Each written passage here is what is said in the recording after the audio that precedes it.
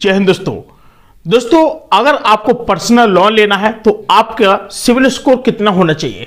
Number एक बात, ये क्वेश्चन बहुत ज्यादा पूछा जाता है और प्रत्येक व्यक्ति को आजकल लोन की बहुत ज्यादा आवश्यकता पड़ती है कि ताकि वो अपने किसी भी बिजनेस को अच्छे तरीके से सेटअप कर पाए। क्या आप भी लोन लेना चाहते हैं तो आपका सिविल स्कोर कितना होना चाहिए, मैं आज आपको विस्तार से बताऊंगा। दोस्तों आपको बता दें कि पर्सनल लोन के लिए न्यूनतम सिविल स्कोर क्या होता है। आपको बता दें कि यदि आप व्यक्तिगत ऋण से किसी भी सिविल स्कोर की आवश्यकता भिन्न भिन्न भी हो सकती हैं। हालांकि अनुकूल या ऋण मोदन जिसे कह सकते हैं कि आवेदक को आमतौर पर कम से कम कितना 650 या उससे अधिक का सिविल स्कोर होना बहुत ज्यादा जरूरी है। यानी पर्सनल लोन के लिए आपने सोच लिया है, ठीक, आपका सिविल स्कोर कैसा है, 650 से भी कम है, 500 है, 500 से भी कम है। अब आपको क्या चाहिए, लोन चाहिए। आपको बैंक में जाते हैं, बैंक वालों से कहते हैं कि सर लोन चाहिए, तो वो क्या करते हैं, सबसे पहले आपका सिविल स्कोर चेक करते हैं कि नहीं करते हैं। और जो आपका सिविल स्कोर खराब होता है वो कैसे होता है, जैसे आपने कभी कभी क्या किया, कोई चीज ली आपने किस्तों से और आप उसकी समय रहते हुए जब आप किस्त नहीं भर पाते हैं तो होता क्या कि आपका जो सिविल स्कोर है धीमे धीमे क्या हो जाता है, डाउन होता जाता है। क्या होता जाता है, डाउन होता जाता है। और जिस वजह से आपको काफी बड़ा एक झटका लगना शुरू हो जाता है। और इसी के चलते चलते धीमे धीमे क्या होता है कि आपका जो लोन है, लोन भी नहीं मिलता है, क्योंकि आपकी जो किस्त है वो सही समय पर क्या नहीं हुई, जमा नहीं हुई है। और अगर हमने कभी भी लोन लिया है तो हमको क्या करना चाहिए कि हमको उस किस्त को समय समय पर भर देना चाहिए। अगर कभी 1-2 महीना हो जाती है या फिर आपकी चेक कभी बाउंस हो जाती है तो आप लोग उसकी पेनाल्टी के साथ साथ आप लोग उस रुपए को भी जमा कर सकते हैं, जिससे आपके सिविल स्कोर में कोई भी किसी प्रकार का कोई भी इफेक्ट नहीं होगा।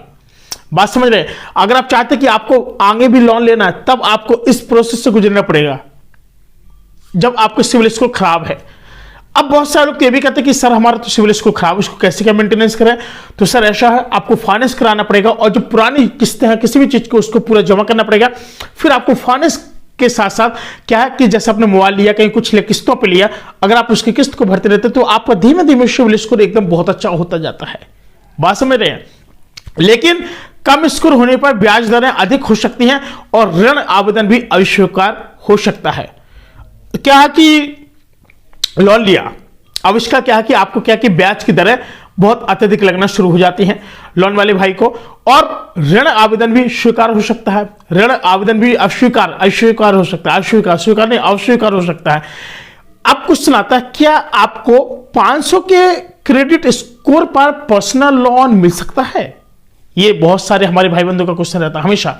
तो आपको बता दें कि 500 के क्रेडिट स्कोर के साथ साथ अगर कोई व्यक्तिगत ऋण सुरक्षित करना चुनौतीपूर्ण अगर वो साबित हो सकता है तो है ऋणदाता यानी ऋण अनुमोदन के लिए उच्च स्कोर वाले उधारकर्ताओं, जैसे क्या कि काफी ज्यादा उनका कोई क्या है कि जैसे काफी ज्यादा उधार है भाई, अब वो लोग नहीं चुका पा रहे तो उनका क्या होगा, तो उनके लिए कोई अन्य विकल्प तो नहीं है, लेकिन हाँ कोई एकाध विकल्प तलाश सकते हैं। यानी पिछले वाले जो आपकी जो माइनस है, जैसे आपने कभी कोई चीज ली है तो आप उसको चुकाने के साथ साथ आप किसी भी चीज में आप लोग फिर लोन के लिए अप्लाई कर सकते हैं।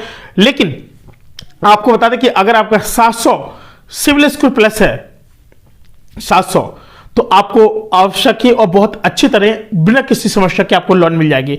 अब बात आती है, एक भाई ने पूछा था कि जैसे मेरा क्या है कि जो क्रेडिट स्कोर है 450 है, ठीक है, तो भारत में 450 का जो क्रेडिट स्कोर है ऋण सुरक्षित करना चुनौतीपूर्ण माना जाता है।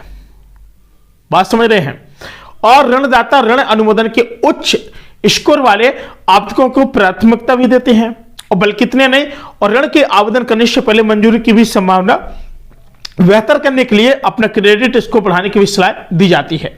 साथ ही बता दें कि जैसे अगर आपका 532 क्रेडिट स्कोर के साथ साथ जो व्यक्तिगत है वो ऋण मिल सकता है। तो आपको बता दें कि अगर आपका 532 का अगर क्रेडिट स्कोर माना जाता है तो कुछ ऋणदाता अभी भी व्यक्तिगत ऋण की पेशकश कर सकते हैं। हालांकि आपको बता दें कि उच्च क्रेडिट स्कोर वाले आवेदकों की तुलना में ब्याज दरें और ऋण शर्तें उतनी अनुकूल नहीं हो सकती हैं। बात समझ रहे हैं।